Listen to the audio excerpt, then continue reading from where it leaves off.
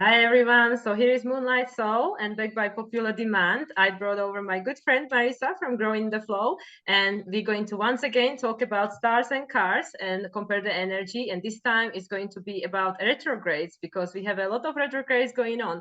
So Marisa, tell us what you think about this theme.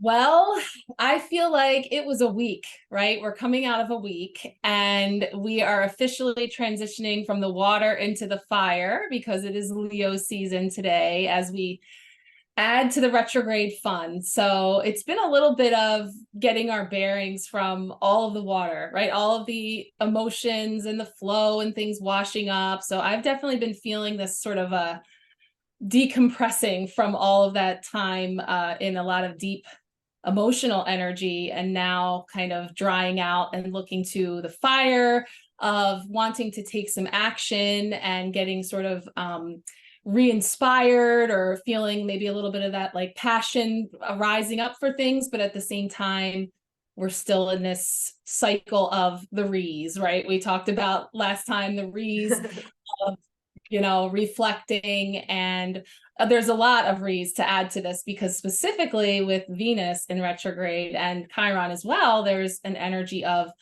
rekindling things or, remembering things and kind of going back over stuff. So, yeah. So while we're feeling maybe that urge to kind of have some action, there's also reflection going on, right? So that's kind of Absolutely. feeling for sure.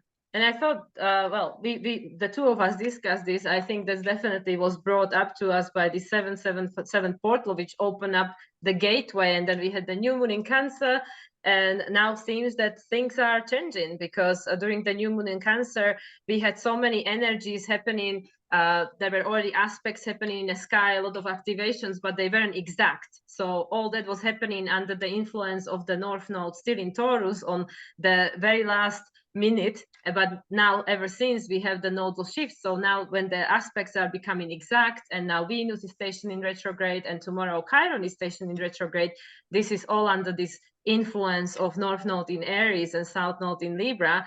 So it's not a coincidence that Venus is going retrograde now, because there is definitely something that Venus wants to discover about herself with regards to how we want to be relating to people from now on, after we had the 18 months of opportunity to learn about our needs, values, and our sense of self-worth.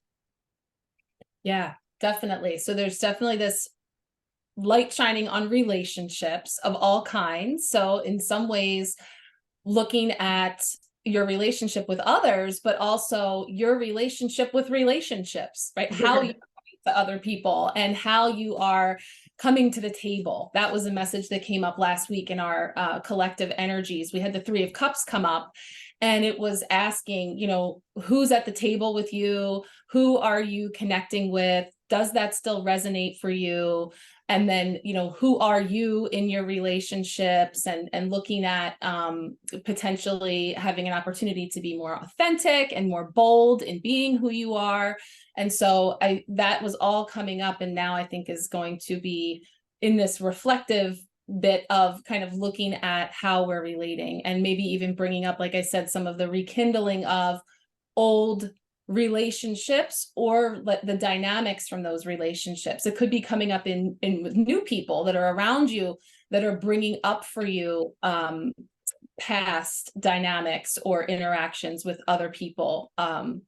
And that's where I think too the Chiron starts to sneak in as well, kind of bringing back up those things, and then really looking at our relationship with how we may have navigated those things before, and now how we have changed or grown through those things, and how we are going to greet them into the new. Absolutely. Yeah.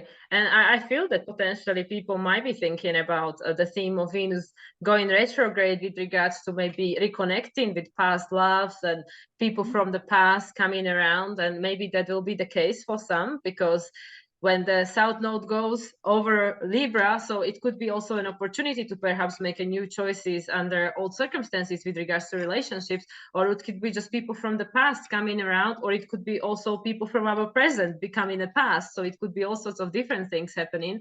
But I really feel that now that Venus is actually the ruler of the south node, she's she's going to work on delivering a very important message, because as we mentioned, Venus was the ruler of the north node previously, so she served us to learn about ourselves. And now Venus, based on what we've learned in the past 18 months, she's going to help us to understand that, okay, now you are this new person and you have this new relationship towards yourself, and you understand your newfound sense of self-worth, needs, values, your self-reliance and all that. And now she's going to help us to understand, okay, now I know this, how is it going to be reflected to me in my relationship, and how I want to present myself in a relationship.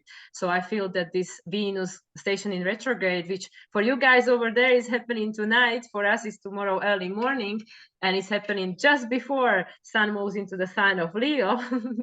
And I feel this is also beautiful because Venus is in Leo. So she's actually ruled by the Sun, and Sun is now going into his rulership. So there's going to be double Leo energy for us, teaching us about ourselves.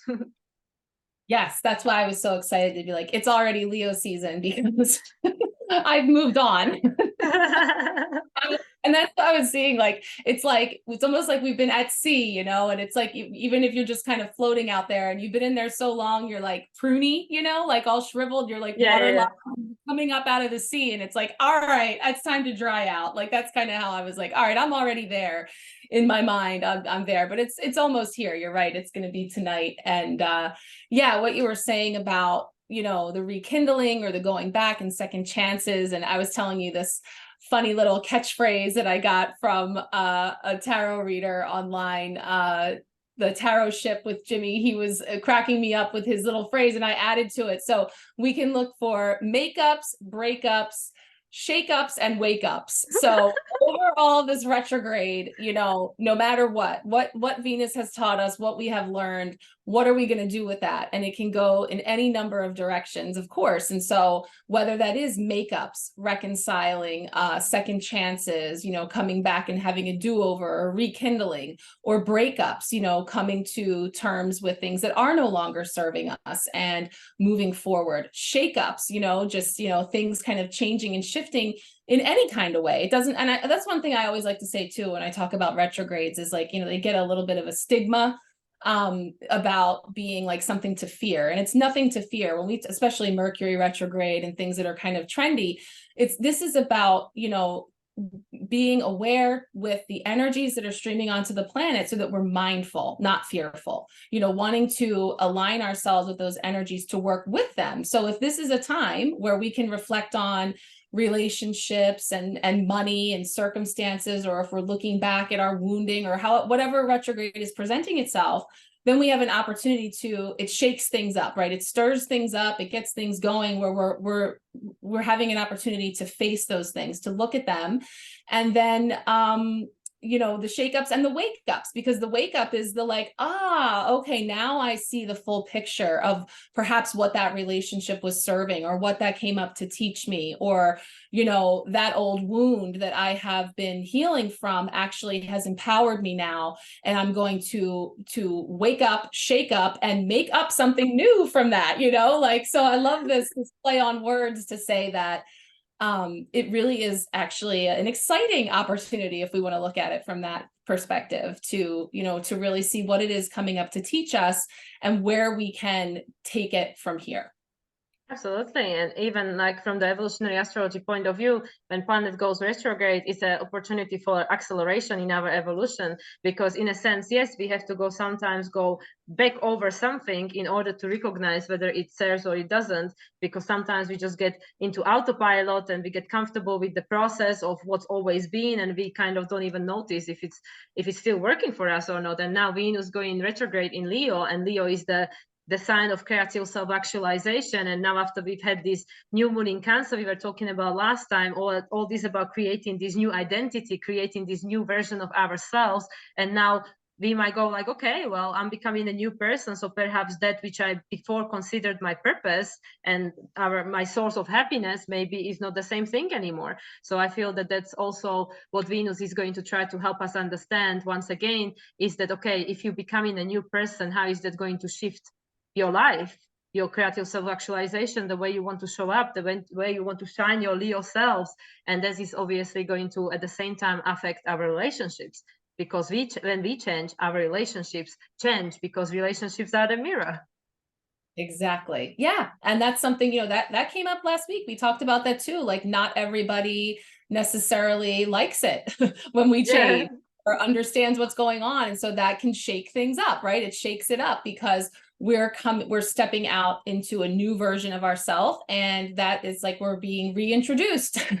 So, and the boundaries, that's another word that always comes up, right? Setting those boundaries and taking a look at where we're being invited to make some shifts and changes, which only makes sense. Like what you're saying is, of course, if I'm shining a new light, if I'm stepping into a new aspect of myself, or embracing a new aspect of myself, or I'm releasing something, then certainly it stands to reason that all those things are going to, some dynamics are going to change. And that's where the whole Three of Cups, everybody's sitting at the table thing was, because it's like, what tables have I just continued sitting at because that's just where I always eat, and that I'm actually finding myself no longer maybe resonating, or it's time for a change, something like that. So really definitely putting that focus on the relationships. For sure. And I mean, everything in our lives is about the relationship. Everything is relational. Even your relationship with your car is a relationship. Like how we treat everything, that is a reflection of how we treat ourselves. And when you were talking, I actually remember once when I was younger and taking screenshot of like quotes and stuff. There was one, I don't remember exactly how it went, but it was something in the sense that when the respect is no longer served at the table, like, no, don't be afraid to walk away. And that's especially like us being a women and being conditioned most of the time the way we had been, and the women in our ancestor line had been that you just keep quiet, you just sacrifice, you just take it on and stuff.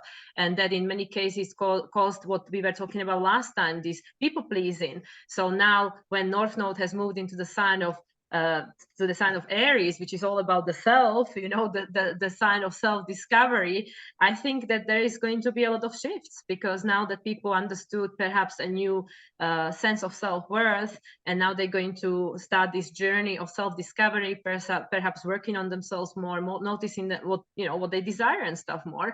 Everything's going to shift. And that's why this Venus going now retrograde is like, okay, well, let's look at it again. Let's look at it again and let's reconsider. And at the same time, Mars, the ruler of the North Node, is in Virgo, and Virgo is all about learn and adjust, learn and adjust, learn and adjust. So I guess this Venus going retrograde is definitely going to help with that. Yeah, no, that's everything you're just saying actually feels like exciting. I feel excited about it because I feel like, especially because under the umbrella of people pleasing, and I see a lot of like memes and things about this, like, me setting boundaries, sending a text and just set boundaries, and like the person in the picture is like spent, like they're just like worn out. It was like this huge effort to just say a thing, right? And so when all of a sudden something just shifts in us, and that's like kind of, now I look back and think like, why wouldn't I just say the thing? And I just said it. You have to understand, if you're not a recovering people pleaser, that's magical. Like the idea that you could just be like, yeah, that doesn't work for me, how about this? And just say it. That's amazing. So to think that could just happen from these shifts, to find yourself there is just really showing that growth and that expansion. But it feels more effortless. It wasn't effortless getting there, but it's clicked. It's like it clicked into place.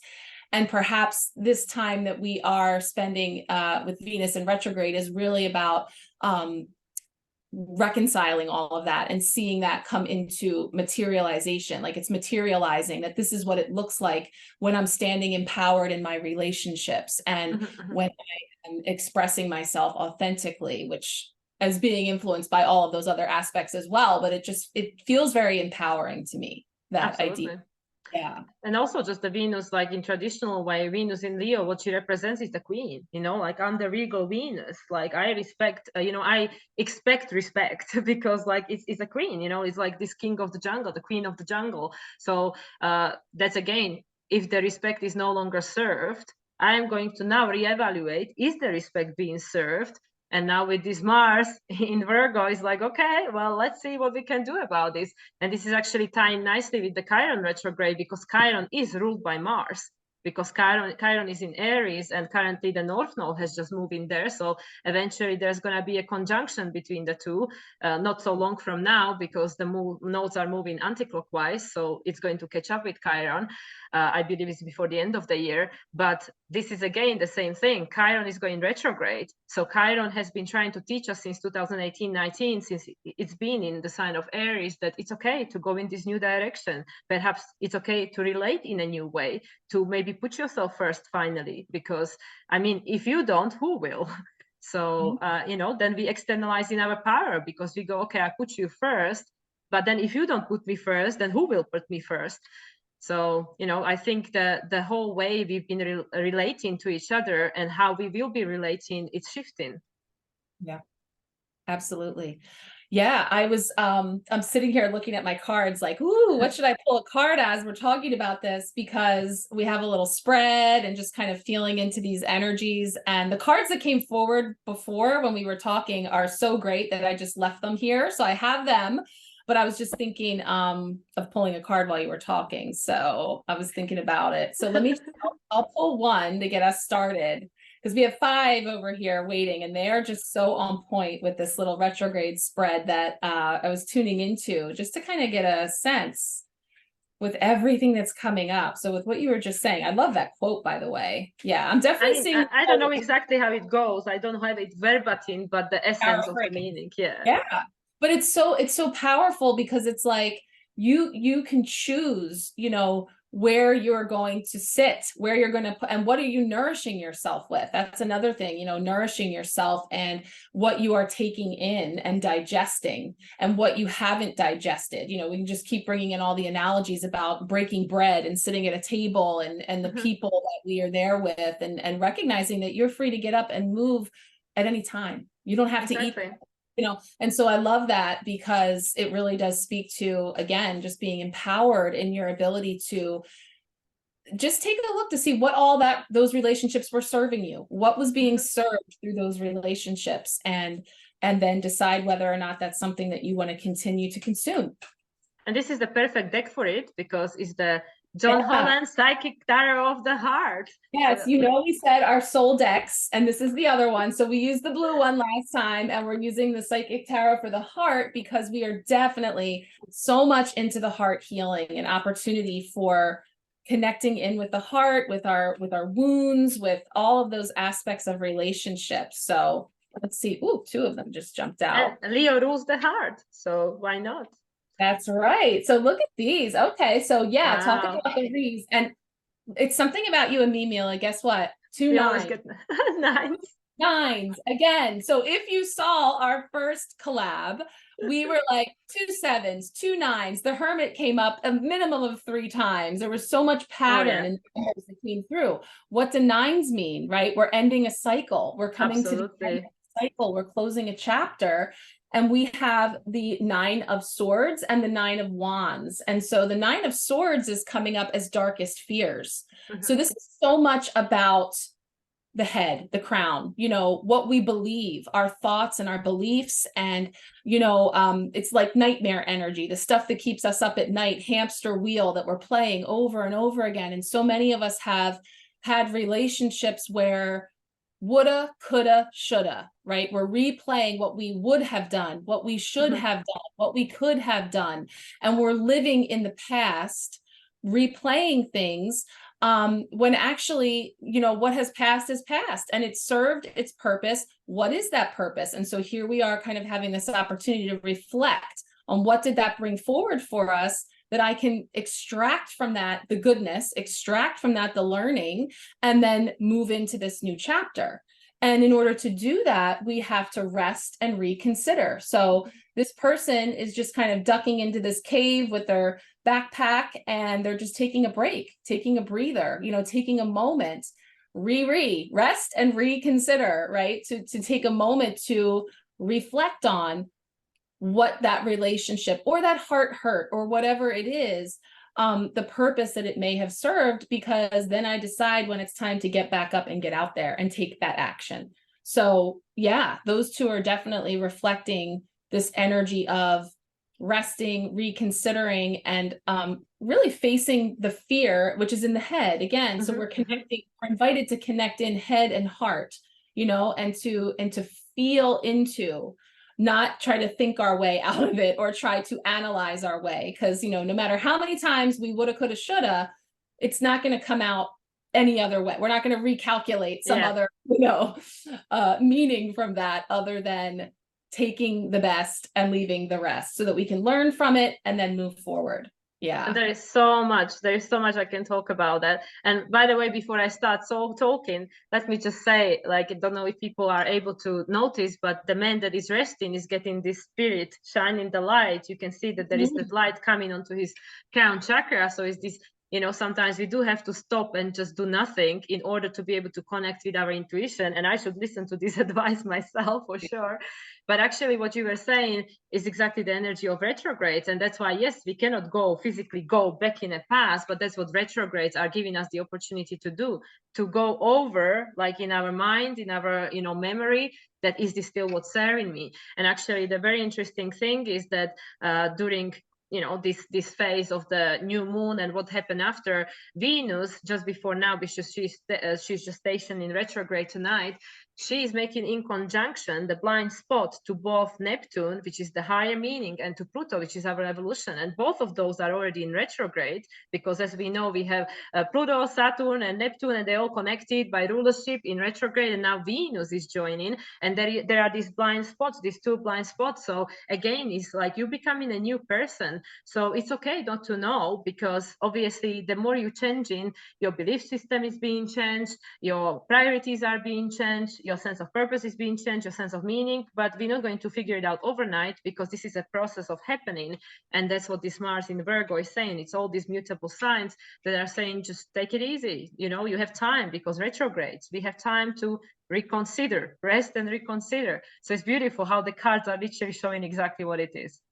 Yeah, I love that. And also, yeah, I mean, it is important that we're looking at it, which is going to inquire us to engage the crown. We're thinking about it. It's a memory. It's being held somewhere in here we see that sort of the phases circling around, but not to a point of how are we going to come into it from a higher perspective as the observer. As much as possible, we're being invited to just greet those memories, those wounds, whatever it is that's that has washed up over Cancer season, to greet it with genuine curiosity. Like, we're discovering, what has come forward for me to reflect upon and take from it. Again, I was sharing yesterday, I got this image of, like, the tide has come in, and with it brings in all these things that have churned up from the ocean floor, and then the tide recedes, and what's left?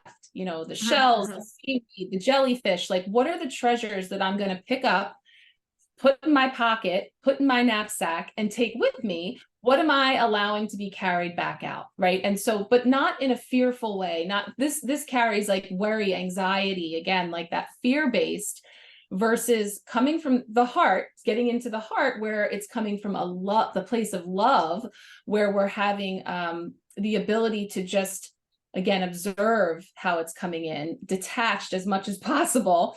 And maybe I'll ask for a card there around, like, some best advice or guidance around navigating this reflection and, resting as we take a look at what's coming up. And it's very interesting that the first card, about the thinking, as we were also discussing last time about the belief system and what we always find a proof for, whatever it is that we believe. And during this period of Venus being in a sign of Leo and now going retrograde and then going forward as of September 4th, it's very interesting that during, you know, this period of Venus being in Leo, she made a square to Jupiter 3 times. So she already made one, she's going to make another one, and then when she goes forward, she's going to make another one.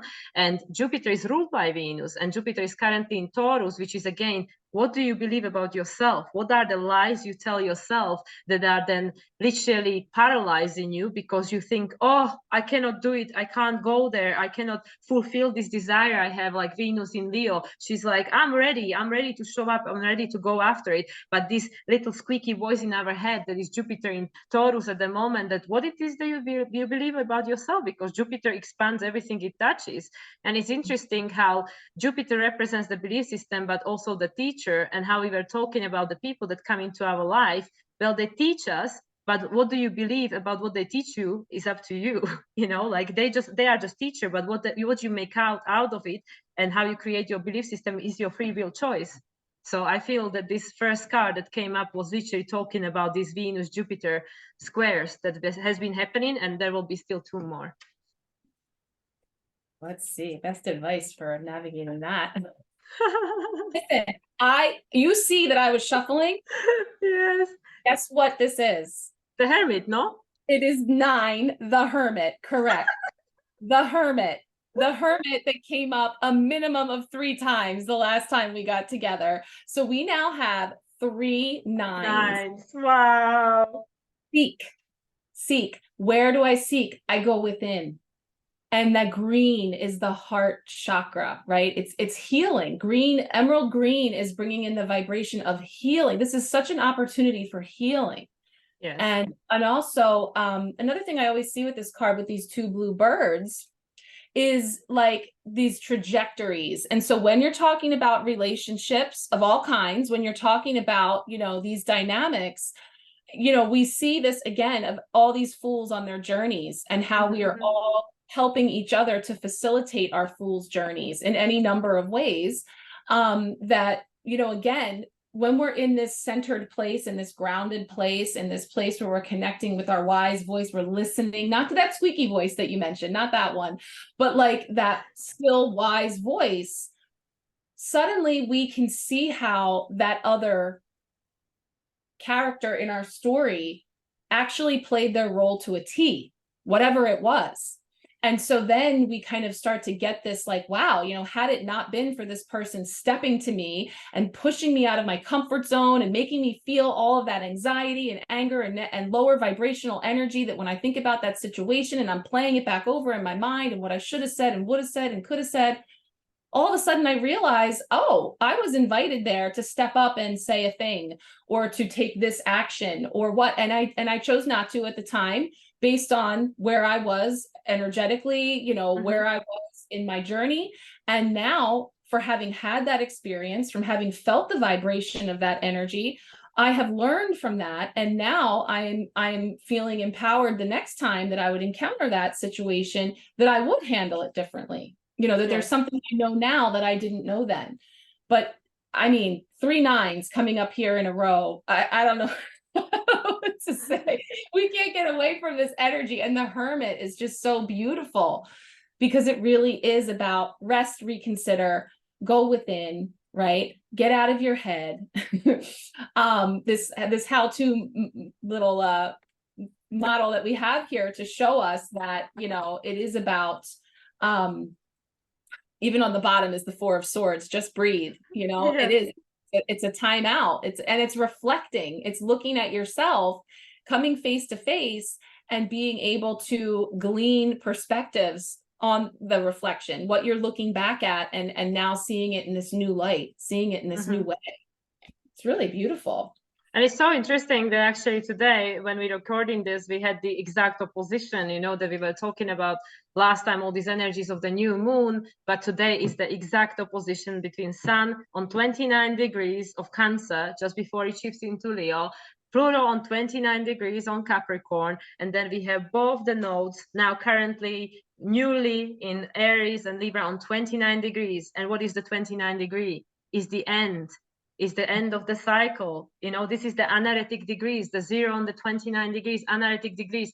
And today, as we speak, we have this exact cross in the sky with the Pluto in opposition with Sun and both squaring the nodes from opposite direction. Pluto, the resolution, is the south node, saying, well, look at those relationships and the way you're relating. Is it serving you? Is it making you empowered? Or is it part of the old definition, externalizing your power? And Sun in Cancer, know thyself, know who you are. Cancer, your ego identity, also your sense of safety and security. And it's pointing to Aries, like, do those relationships make you safe? And it notes that maybe you need to go in a new direction. But Mars is in Virgo, and Virgo is earth sign. So exactly how those pictures are showing, we need to slow down, we need to ground, we need to gather information, and most of them come from within. So this is so exact, like literally what these cards are saying, with all these 29 degrees. And on the top of this is a cardinal square, which is about new beginning. So we have literally the end and the beginning, 29 degrees, and cardinal energy, which is the energy of new beginning. And that's literally what these cards are saying, exactly the same thing. That is so amazing. And even just looking at the cards that came up in the spread that we're going to talk about, it's extending that. It brings us into the new beginnings that these retrogrades are going to bring in, and the transformations. It's amazing. Yeah, I don't know, I feel excited. I know we said that, like, there's a little bit of like nervous energy, you know, just because it has been heavy and there's been a lot. But yet it's really exciting because you feel that energy of this shift that's coming in, and this wonderful opportunity for healing, for sure. And with every ending and new beginning, there is a certain level of excitement, but also insecurity, because it's like, oh, well, but we don't know. It's like the energy of the ending. It's like when you finish the book, you have like the totality of the experience, and it's like, could be a little bit nostalgic, but it's like, okay, well, it was a good book or not. And then you go excited about the next book you're going to read, but you don't know what the book is going to bring you. It's like exciting, but it's the unknown. So I feel that that's where many of us are, like, certain things are ending or are invited to start ending, and certain things are beginning, because always when something ends, something new begins, because that's the cycle of life. When there is a death, there is a new birth, and so on and so forth, because we need to vacate the space for something else to come in. If we have a full closet of clothes, how are we going to fit anything else in there? So we need to make a space, and that's what's happening right now. But it's square, so it requires adjustment, and it might feel tense, but it's for the evolutionary highest good. That's right. And it's so important what you say about making space, because sometimes there's a lot of frustration in, okay, universe, like, I've been doing it. I did it all. I got the t-shirt. I've been resting. I've been reflecting. I've been setting my intentions. I've been doing all this stuff. Why, when, where? And it's like, well, what have you released? What have you let go to create space? And once you do that, it signals to the universe that now you're ready, you know? And so the best thing you can do is look, reflect, and seek out in your life, what are you carrying that's extra? And, you know, this came up this week because, you know, even like somebody was saying in a reading, kind of was asking about like extra weight that they're carrying on their body, and saying, I eat healthy, I'm active, you know, but I always seem to be carrying this little bit of extra weight. And when we felt into that and we're pulling some cards, it was like, you know, how do you quantify what limiting beliefs weigh? How much does that weigh? How much does this emotion weigh? You know, that when you bring it into the material, what does that translate into? And so it was like this, looking at it from this different perspective of saying, you know, it's dense and heavy for me to be carrying around, you know, whether it is limiting beliefs about myself, or having a lack or an expectation that something is going to happen, so that I'm sort of, it's like covert control. Like, I'm saying, oh, I'm releasing control to the universe, but actually I'm still kind of holding on behind over here. And it's like, you know, the body gets the memo that, like, you know, when this thing falls through, and it will, my belief says, and it will, because it always does, then I'm going to have to go into this mode where I hold on to everything to stay safe. So the body is actually ahead of the game, like holding on to that weight because of this energetic thing that's going on. So it's this opportunity for us to look at, what are some of those things that we could release and let go? Like, thinking about it, like going into your closet and pulling out last year's clothing that no longer fits, or that you haven't worn in so long. What about those beliefs? what about those relationships? What about those dynamics? How do they fit? How do they feel when you try them on for size now? And look where you can create some space, right? It's as if I have to get some weight out of this backpack before I get up and keep going. So what am I keeping and what's coming out is what I'm feeling there coming up. This is so literal, but like, I mean, the analogy is just perfect. But actually, I wanted to say how literal this is showing up, because I had a client this week, and this is exactly what the client enclosed. She said that when I'm doing what I love, when I gave myself the permission to do what I actually want, I lose weight. But then, you know, when we put ourselves back into this box of, you know, guilt tripping ourselves and saying like, oh, I should be doing more, I should be doing this, I should be doing that, fulfilling societal expectation or programming or conditioning or whatever it is, people pleasing, and then we put on weight because we feel I need to protect myself. Also, it's like it's this wall between me and the outer world. Like I need this extra, you know, because I feel on a, you know, I feel unprotected, I feel vulnerable because I can't really do what I want. Well, it's not necessarily even doing what I want, but what makes me happy.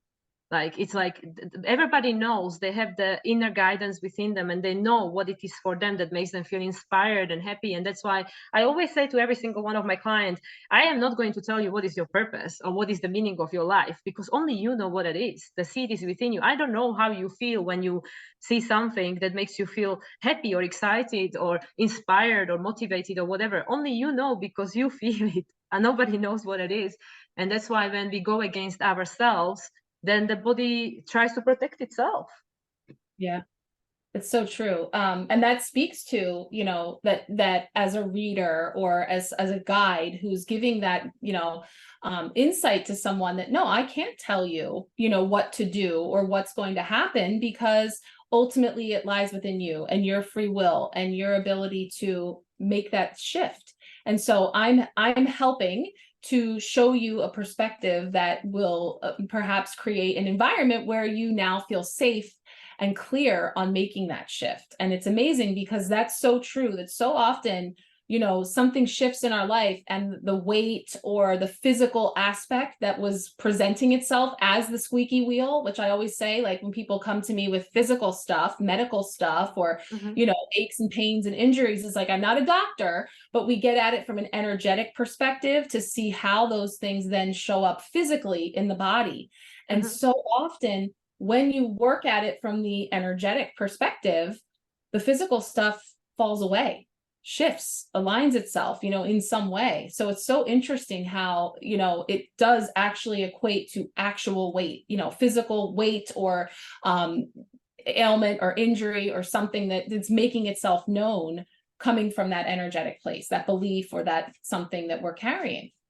Yeah, and even from like when I studied yoga and Ayurveda, I only have the basic understanding, but like most of us are aware that we don't just have a physical body, we have all these different layers, you know, the energetic body, the mental body, the spiritual body. I think there is like, I don't remember exactly how many, but it's quite a few of them. It's like a Russian doll, you know, that is just body within a body within the body. And even when we studied Ayurveda, they said, well, the physical symptom, the disease, the illness is the last manifestation. So it had to get through all these layers, you know, which is this emotion and, you know, this imbalance and it happens over a long period of time. So that's why when people think that, oh, I just unexpectedly become sick, but there's always symptoms. There are years of symptoms when something aches and we just pop the pill because like, oh, let's just numb the pain, I don't have time to deal with this now. And then eventually it will manifest physically, but it's not physical. The physical is the symptom. It's just the last you know, the last manifestation, but there were symptoms long before: the unhappiness, the tiredness, the depression, the lack of interest, the whatever it is. But this is like the body is communicating to us all the time, and I'm as guilty as everybody else, where I just don't listen to myself, I don't sleep properly, I don't go out and work too much, spend too much time in front of the screen. Like, you know, I'm not gonna say that I'm like some saint that is doing all the right thing, absolutely not, but it's just to be aware of that. And also, like you said, when the clients come to you, when the clients come to me, and this is where we see eye to eye, we are not to tell people what to do with their lives. We just create the environment and give them different perspective, try to maybe uncover some blind spots, but the action is up to them. And that's why we call it empowered tarot and the astrology of self-empowerment, because this is exactly what we're trying to offer to people, because if we externalize our power, that we will never feel in control and in charge of our life. Absolutely. And then inevitably, when that thing may or may not work, then again, it brings us back into this vicious cycle of limiting beliefs and say, see, nothing works. Nothing ever works. I tried that, you know, this and that. And it can be this vicious cycle that it can be very hard to get off. And yeah, we're all, you know, everybody, because we're human and we're having a human experience. And what we're picking up here as we go are tools that can help us. And yeah, the physical is the last stop. And that like I said, I call it the squeaky wheel. You know, I can push myself and push myself. I know I should. And I call that shoulding all over yourself, by the way. All over yourself. I should be eating better. I should be getting more sleep. I should be exercising. I should be taking time for myself. Yeah, but I don't. And let me keep pushing it.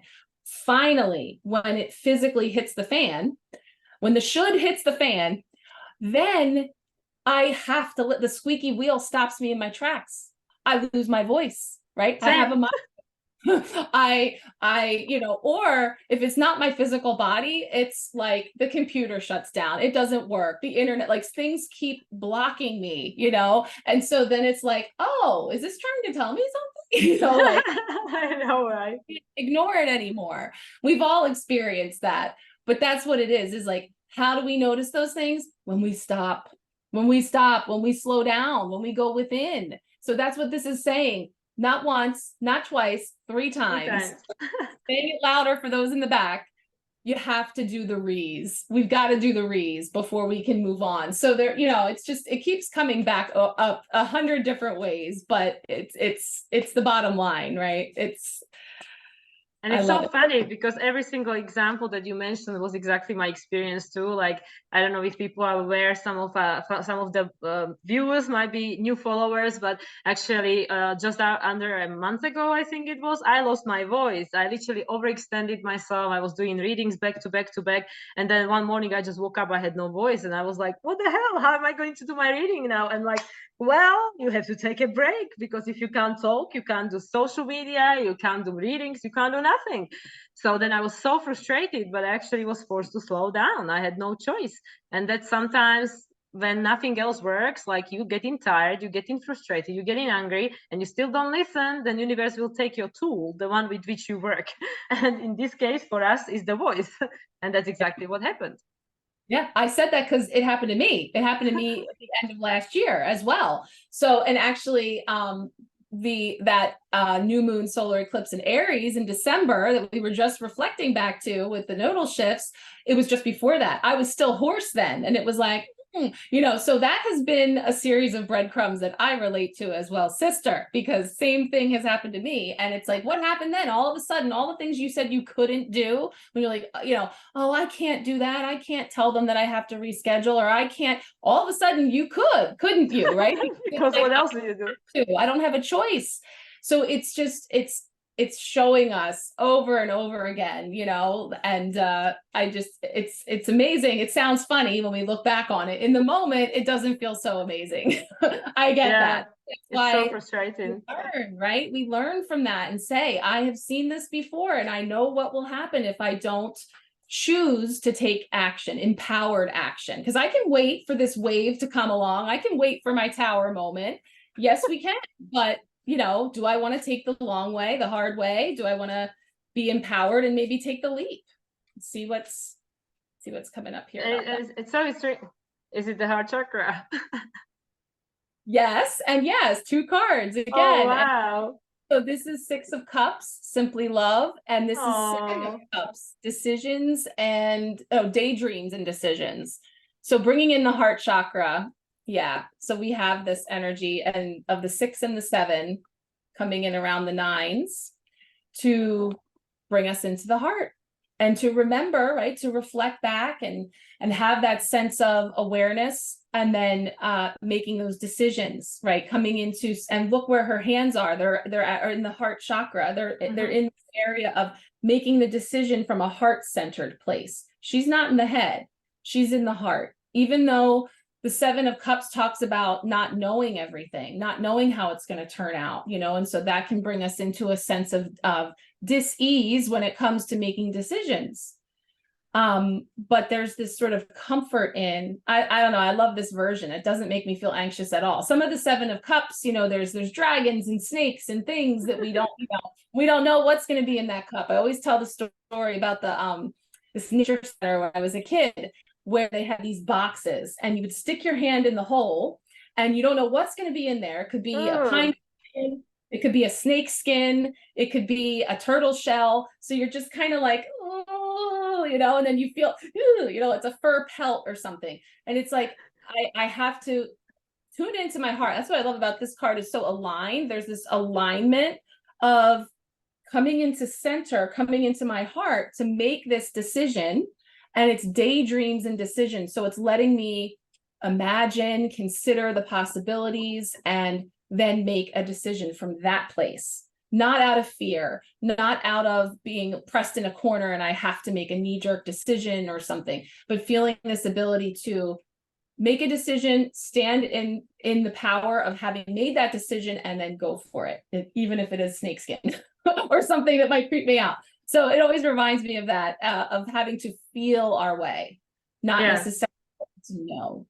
And also with the Six of Cups, it's like the memories, right? The memories of the past. And it's interesting because to me, it's like the Mars currently being in the sign of Virgo.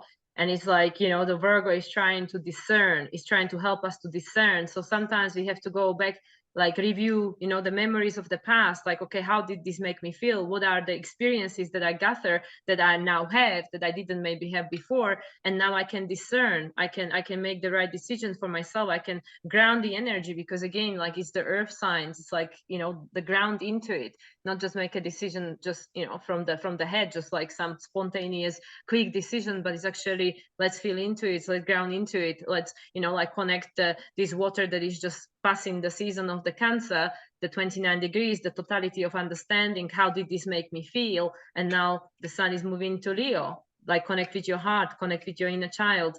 So everything is so connected. It's so fascinating.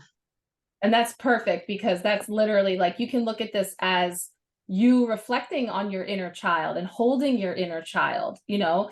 Yes, you could be reflecting with children, you know, but what I see here, just literally the words you just said, the sun is moving into Leo. And so I'm embracing my inner child. Literally, here I am embracing my inner child. And I see this, I never really noticed the book with the light being held by the child there, but it's like, it's giving me like the power was with you all along, you know, like, and you're coming home to that. That's what Cancer season was all about. When we talked about coming home to yourself, coming home to your heart, and reconciling all of that and allowing that healing to come in a way that has me reflecting, yes, has me recalling things, yes. And with that, of course, I'm feeling the feels, and they can be anything from pleasant, happy memories, things that bring all kinds of emotions to the surface. But it's all like, this book is giving me this, and I was going to say before, when we were saying about endings, I just saw it today. It said, instead of looking at it like the chapter is ending, I'm turning the page, right? So it's like, you know, the chapter is ending, yes, but I'm turning the page. And that's exciting, because what's going to be there? I don't know. Or it's a blank page that I get to write, you know. And so I'm writing it with the inspiration of the memories, the experiences, the awarenesses that I have gleaned through all of these things. So, you know, and they all play a role. Like, this guy does play a role. That's the other thing. He gets a bad rap for being nightmare and, you know, keeping me up at night and all of this. But there was a time in my life where the fear kept me safe. There was a time in my life where I needed to have that hyper awareness or be looking out for something, perhaps. And so can I see how the reaction, whatever, on whatever level that's happening within me, on what, you know, physical, mental, emotional, there's an aspect of me that's still circling the perimeter, waiting for the other shoe to drop, or trying to calculate and get ahead so as to avoid heart hurt, or to be abandoned, or to feel unseen, or whatever it is. Why ever I'm still sitting at that table hoping for a handout or whatever, you know, that analogy just keeps coming, because so often it's out of, there was a time where that served me, but it no longer does. And if it weren't for me feeling this unpleasant feeling, I may not have that awareness come in. I might not connect those dots and then be able to make that decision.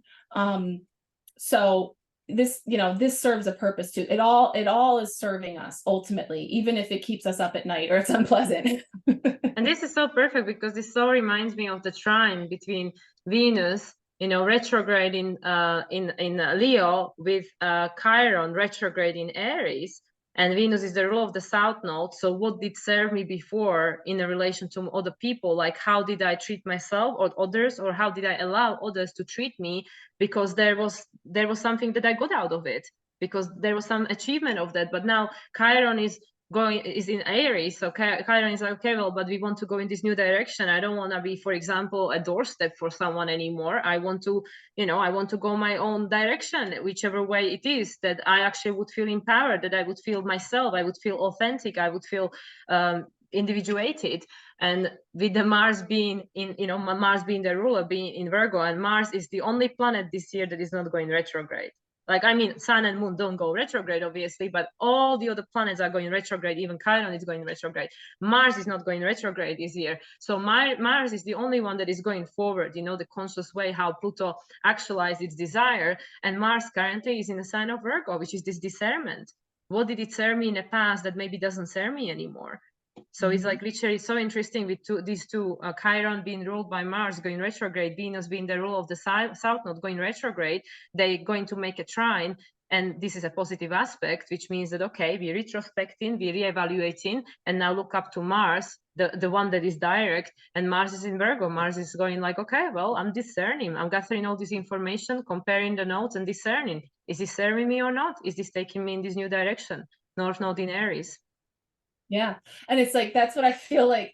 That's great to come to that awareness. This didn't serve me. This served me. Now it doesn't.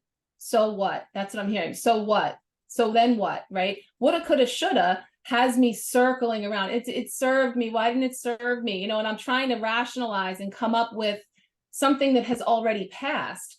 All I need to know from that experience is it served me. It doesn't serve me. Now what? Right? So it's like, thank you. Like, there, I got the gold from it, and I'm not going to live here. I'm not going to stay here regurgitating this and replaying it, because what I need to know from it is that it served me. It doesn't serve me anymore. Now what? Right. And so now what? And then we move into, where we go from here, really. And the now what is exactly what is going to happen on the 16th of August. We have the new moon in Leo, and actually around that time we have Mars is going to make a trine to Uranus. We're breaking free out of that. And now what? Well, now you know who you are, so you just let it go. And also Mars will oppose Neptune in Pisces retrograde, so it's again letting go of the past, dissolve what no longer serves you, what no longer holds a sense of meaning. Just let it go, integrate it, heal it, let it go. And then it's also, well, obviously there at the moment, Mars is also still in opposition with Saturn, but Mars will also trine Pluto just before it will move into the sign of Libra, because Pluto is in Capricorn, Mars is in Virgo, Earth sign. So Mars will also make a positive aspect to Pluto, which is like, again, what is Mars learning going through sign of Virgo and discerning about, and then is going to pass on the message to Pluto in Capricorn retrograde, ruled by Saturn retrograde in Pisces, and Saturn ruled by Neptune retrograde in Pisces. You let it go. You just let it go, because it's just holding you back.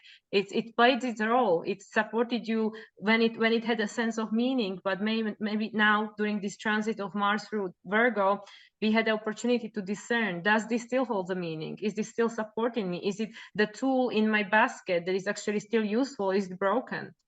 So it's literally like when we have like a toolbox, and are all these tools in the toolbox, are they still working, or some of them need replacing? And if they need replacing, you just let them go with love, because they serve them purpose. So that's what I feel is this referring to, these aspects Mars is going to make through Virgo, opposition to Neptune, trying to Uranus, breaking free, and trying to Pluto. Let it go, because it's part of the past. It's served its purpose, but it's no longer creating the structure of reality you want to be part of.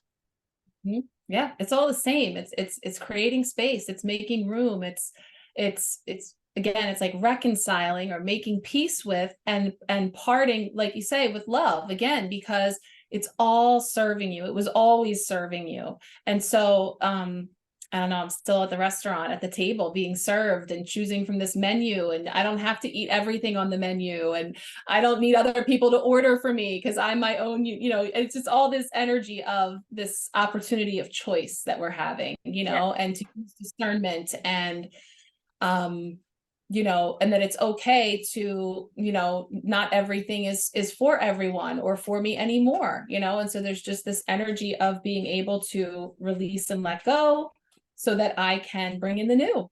Yeah, if that's growth, that's expansion. I love it. That's why these retrogrades are so important, because they give us the opportunity to do exactly this. Wow.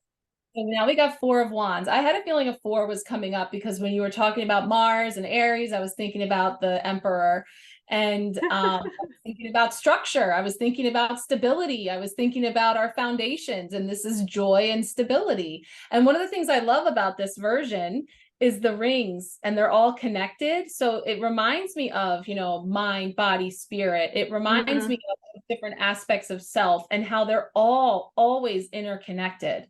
They're always touching, they're always interacting, and there's always a sense of, you know, this is called joy and stability, but, you know, with the 4 of Wands, with the house, you know, being in the home, and the 4 pillars, the 4, the structure of the home, and really looking at restructuring and, you know, making those repairs and changes where, you know, we can do that at any time. You know, we can change it up. Sometimes we get stuck in that rut, we get stuck in that familiarity, and there's this opportunity to shake up, right? So here come the shakeups, you know, this opportunity for this shakeup to rearrange stuff, you know. And I talked about that last week. I forget if it was when we were talking, but about literally moving things around in your home, moving furniture, you know, shaking up the energy in your home and changing things up.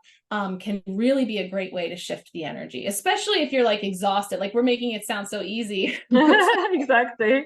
Like, I have been through it, cancer season, like this all sounds great, but simple little steps we can take. And so starting with our surroundings and with the physical, you know, moving something or clearing something, back in the closet, getting rid of a few things, stuff that no longer fits, you know, that's all signaling to the universe that we want to create space and that we're ready to welcome in the joy and the stability into our life. And it's all connected. So wherever you are, make a small shift there in that place, whether it is physical, mental, emotional, and recognize that ripple effect that it will have. So it's not all bad, right? It's not all just the negative stuff that affects each other and ends with the squeaky wheel and the lost voice. It's also the positive stuff, right? It's the good thing that we do, that thought about ourselves. And so that can be, you know, just mindfully having an affirmation that you say every day, looking in the mirror and, you know, saying something kind to yourself.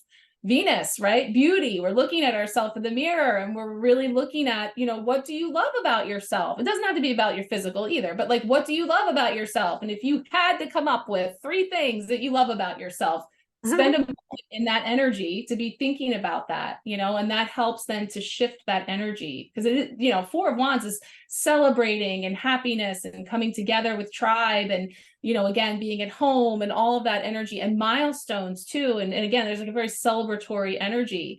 But the 4 is speaking to, I think, all of that with the structure and the stability and how we're having this opportunity to look at things from all these different angles. And you can't make this up because this is literally the cardinal cross we're having at the moment, right today. Because, you know, normally I always try to explain to my clients that, you know, the cardinal houses, they are the foundation of your house.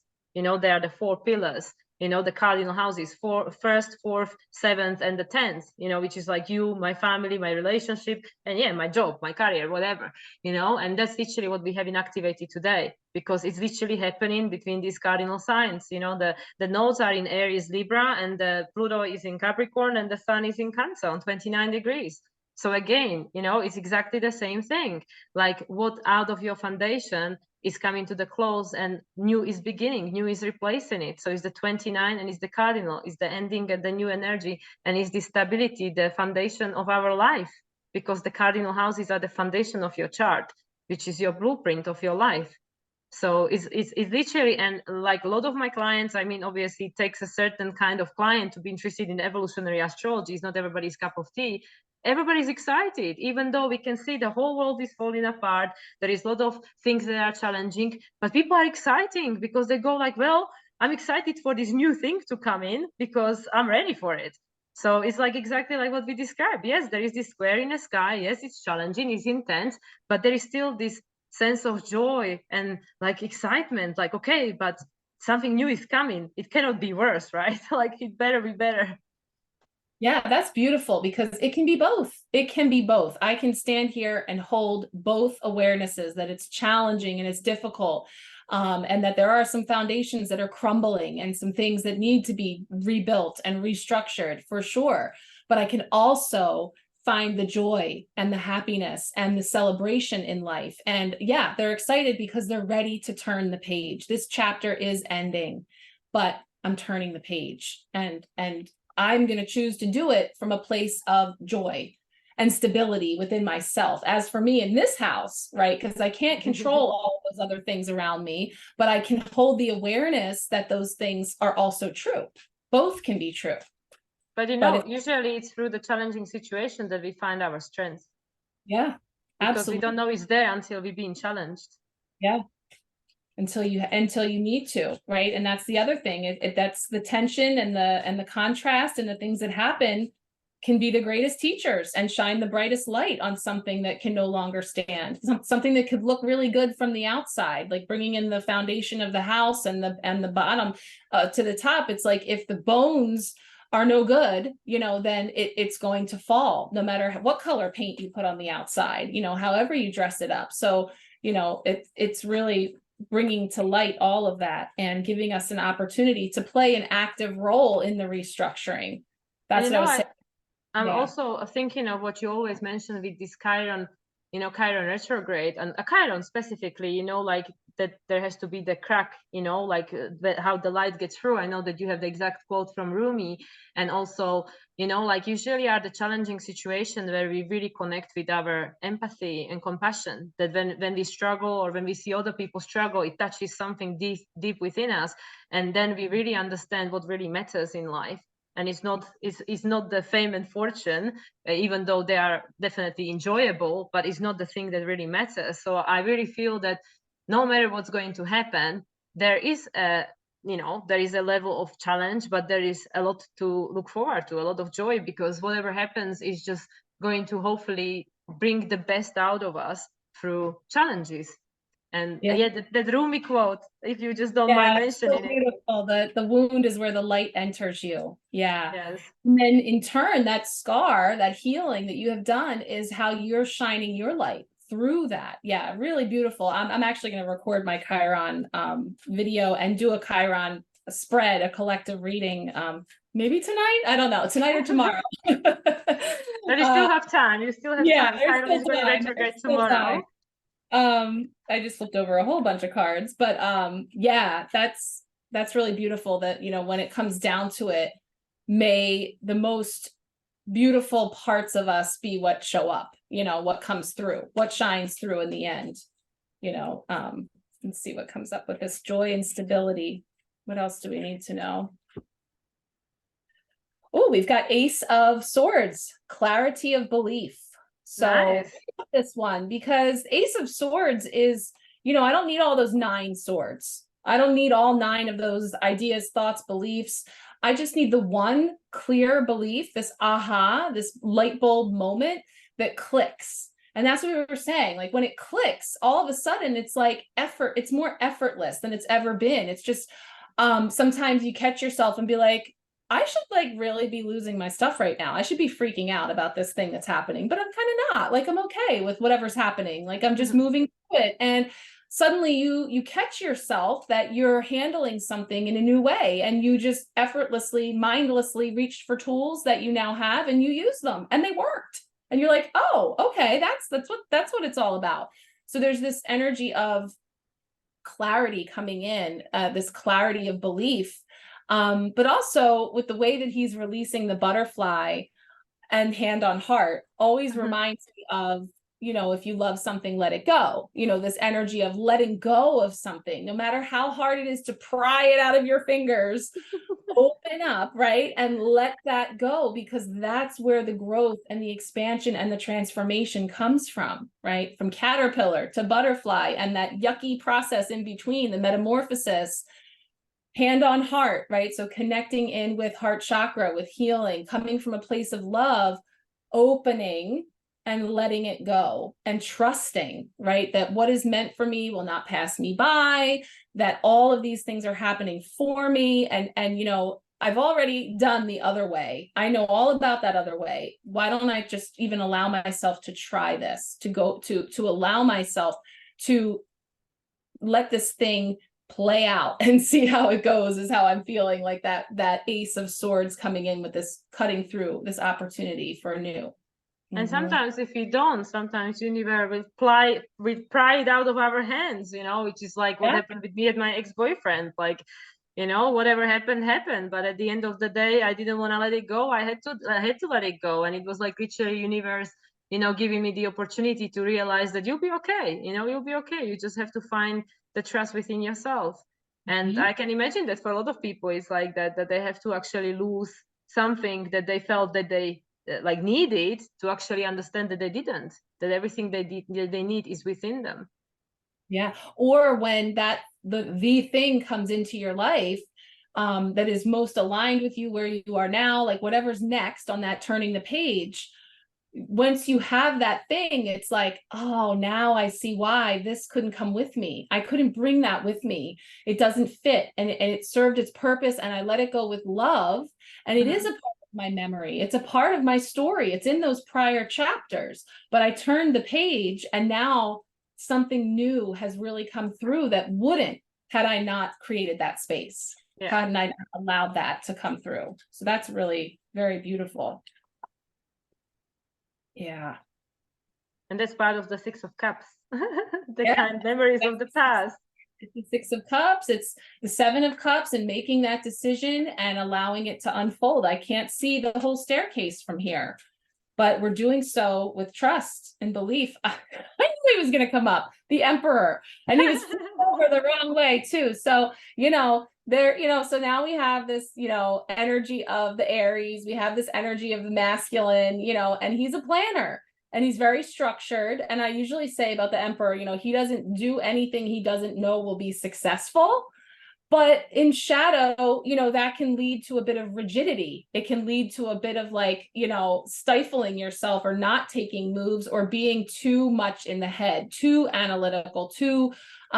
So there's like, and this is reminding me of, you know, we had that card last week with the with the spiritual strength. Yeah, it's like, I'm standing right behind you, like I'm right here, like we're in this together, you know. So it's like this tightly rolled scroll, and then we have this aspect of self, which really beautiful. There's like, I don't know if it's like a sunflower or the sun behind him. It looks like a sun. Fire energy, I guess, for Aries, but there's like this fire energy, but there's like just this aspects of self. And so whether that's shadow self or higher self, or just, you know, bringing in clarity as being like having a plan too, like there's a little bit of energy there with like being strategic about things and taking steps, and but it's also like the rest is still unwritten, is what I feel like. I'm feeling this like this scroll in his hand that's like, the plans are in your hands, right? The plans are in your hands. So it's like, whether we're back to the drawing board again with the repairs to the foundation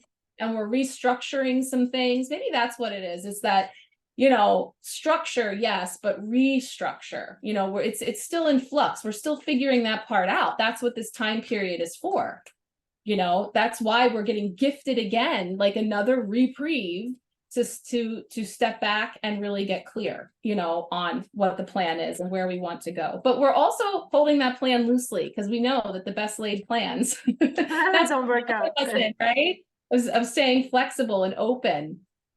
And also like with Capricorn, you know, I have this like feeling, you know, because of the number 4, the structure, it's like, you know, currently Pluto is in Capricorn retrograde, Saturn is in Pisces. So it's like, it's redefining, restructuring our reality. You know, like the old is falling apart, is dissolving, and there is an opportunity for redefining. What do you want the new to become? What do you want it to look like? Where you actually will be the authority, where you will be the emperor, where you will be the leader, you know, the leader and the authority of your life. You won't be externalizing your power. And this is what this North Node in Aries is about. It's like you becoming your own guidance system. You trust yourself. You are the leader. You allow your own intuition and instinctual force to navigate you through life. And that's what I feel is like this ghost emperor behind him is this instinct, is this inner guidance that is really telling us, you know, like what is the right direction to go. Yeah, I could definitely go somewhere with that, because that feels like if we're standing in the shadow behind this old system, this old structure, which is the masculine energy of structure and very, very stable and very much like, it's like, you know, it's this new way that we're being invited to loosen up and restructure this. And so I feel like the way that we are accustomed to where the new is coming in, and it's me, I'm there, it's me there, I'm the one that's back there that's going to be a part of this restructuring, right? So I definitely feel that too, like this opportunity to look at the old way, the new way, and where to from here. Yeah, and it's like literally that card also look like the Capricorn, you know, the Pluto 29 degrees Capricorn. Like the new is almost fully formed, but there is still this shadow of the past lurking behind, you know. Yeah, because it's informing the future. You know, the past is a part of where we came from. So as we reconcile all the things, the good, the bad, and the ugly, it's there. It is there. It's a part of us. And it's like the Nine of Swords. It's like it served a purpose. Yeah. You know, it did serve a purpose. And so we're taking from it and we're building upon it. You know, and that's actually always what my teacher says about the South Node and the North Node. He said that you're not going away from the South Node, you're just building on the top of it, because you cannot delete who you were. You cannot delete where you came from. It always will be part of you. Yeah. So now I feel that feminine energy coming in, because we have, it's the Ace of Pentacles. Oh, nice. It's called Strengthening Bonds. And so again, there's a lot of ace energy coming in, new beginnings. There is an ace in the retrograde spread as well. So we have two aces here. And so definite new beginnings, strengthening bonds. Ace of Pentacles is like this new seed that's being planted and being nurtured, and the growth that's coming from that. And so again, it asks us to look at what we are putting our energy into in our gardens, right? And what we are growing, and that we don't feed the weeds. You know, like I said the last time when we got the Empress energy coming up and we were invited into our own spiritual gardens, not what's going on over there, what's going over there in their garden, how they get that. That whole thing, the comparisonitis and all of that, and feeling not worthy. It's really starting to see things blossoming from these efforts, these seeds that have been getting planted, you know, and that the more we nurture it, the more it will grow and come forward. And so, and you can just kind of feel like the brightness of this energy is the new. And this is sort of like where we're coming from, right? And what is sort of setting that foundation. And this is having us look at, you know, clarity around what am I holding on to and what am I releasing and letting go? And that leads to this new growth. And it's very, the Pentacles is grounded, it's stable. It's, again, bringing it down into the physical of what we're planting in our life and bringing it forward. Yeah, the red is definitely feeling like root chakra, and it could, you know, it's hearkening back to ancestors and our roots and our bloodline and all of those things that are very much a part of. That's the thing. We're, like you say, we're not erasing, we're not overwriting, we are building upon. We're building from that. And had it not been for all of those things, again, the exact recipe that it has unfolded gives us this set of tools and these awarenesses that we're building on. And it's really fascinating to me also that we had 3 9s, now we have 2 1s and 2 4s.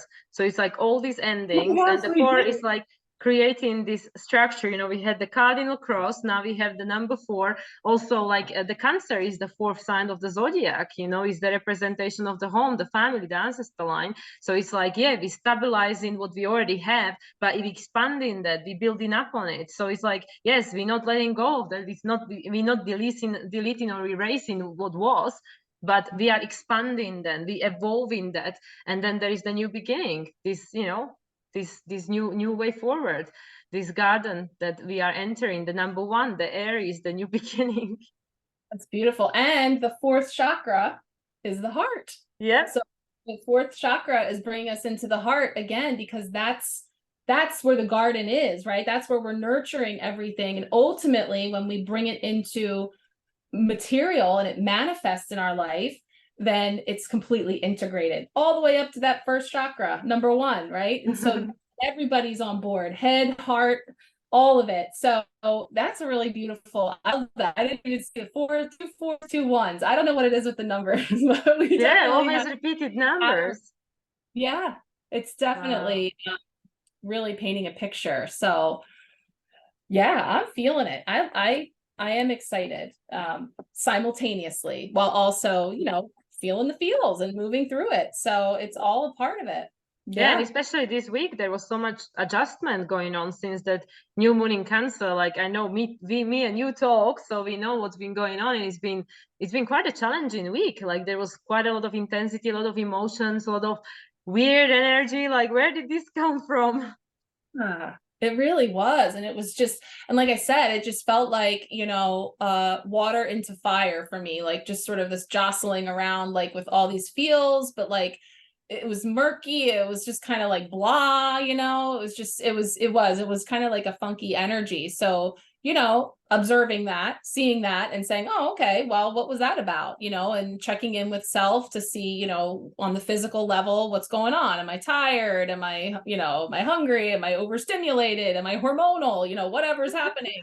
These are all factors, you know, that are contributing to the feels, you know, and then, yeah, then we felt that like shift on the other side, like midway through the week, because the Ace of Cups actually had come up for Wednesday. When I do the collective spread for the week ahead, Wednesday represents like a midweek blessing. So it was speaking to this new energy, emotional energy coming in that was like flowing forward. And I definitely felt a little bit of a shift there for a minute, you know, like, is this week over? Like it was intense. Yeah. That's for sure. But it's also the fact that the moon had no light, you know, and the moon is our emotion, is the water that moves us, like you know, with the video, the ebb and flow of the tide and tide that you posted yesterday on your social media. And now moon is in that first crescent, is the waxing crescent. So the moon is growing, getting ready for the full moon in Aquarius on August 1st. So we are starting to gain light now. It's like, okay, now I can feel into these things, you know, like I can see what's going on here. So it's really interesting. Yeah. Yeah, I saw that actually last night. I saw the moon. It was beautiful. I was like, oh, there you are. Okay. back on scene. Back on the scene, shedding some light on things. Yes, for sure. I love it. So should I pull up the spread that we did, or yeah, let's do that.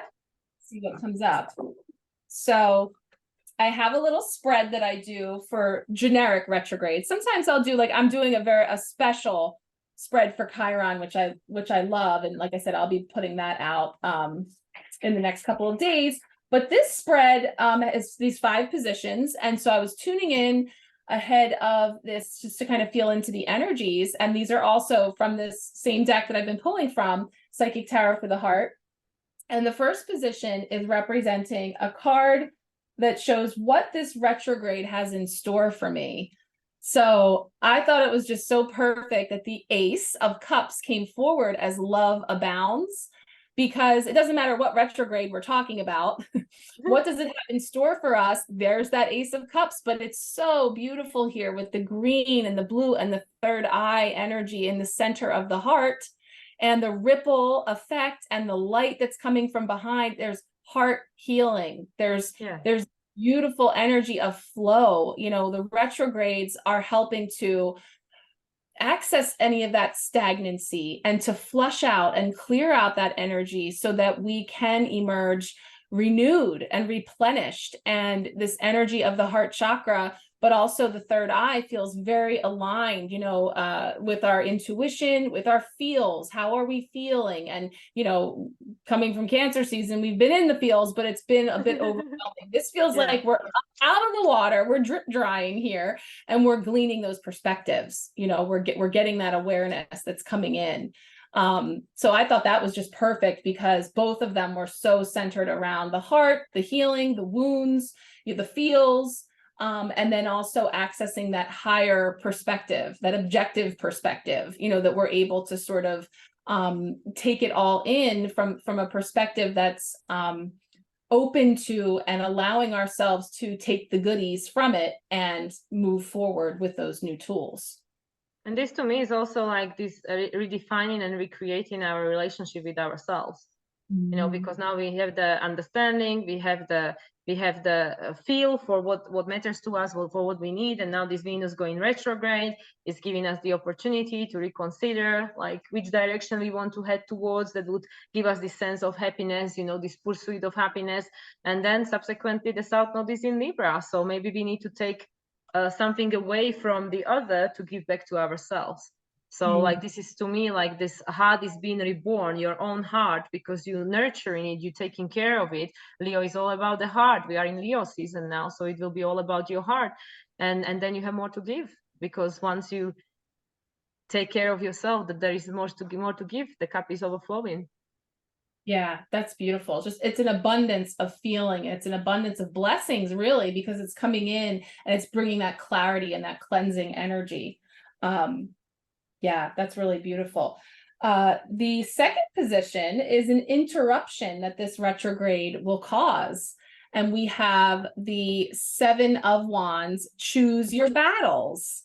So I thought that was interesting too, because as an interruption, our relationships and the dynamics and choosing our battles, using our discernment about what are we going to step to and, you know, stir around, and where are we going to put up those boundaries? And the Seven of Wands is all about that, you know, setting those boundaries and protecting ourselves. And again, coming face to face with our relationships and the other, you know, these others that are in our orbit at our table, and being more choosy about that, choosing my battles and deciding, you know, who I'm going to be and how I'm going to greet the others, and how much energy, you know, am I going to put in it. But it's an interruption, because sometimes when we feel that someone's coming at us, they're stepping to us, which is that very much the Seven of Wands is a lot of things coming at you.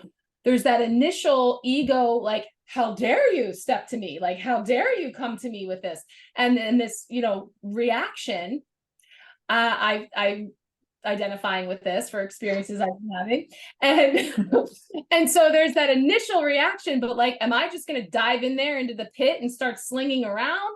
Or am I going to be a little bit more discerning and step back and look at this dynamic and think about what this is showing for me, what opportunity I have to greet it, what way, you know, being choosy about our battles, you know, and again, depending on, you know, where you are, if for example, people pleasers or people who avoid any sort of tension or disruption or disagreements, that can feel like a real affront. Like when we're saying, what is an interruption that this retrograde can cause? And it can interrupt, you know, just the surface feel of things being copacetic and pleasant and on the okay. Like, you know, again, it's like the paint on the outside of the house. Like it all looks good and it seems all right.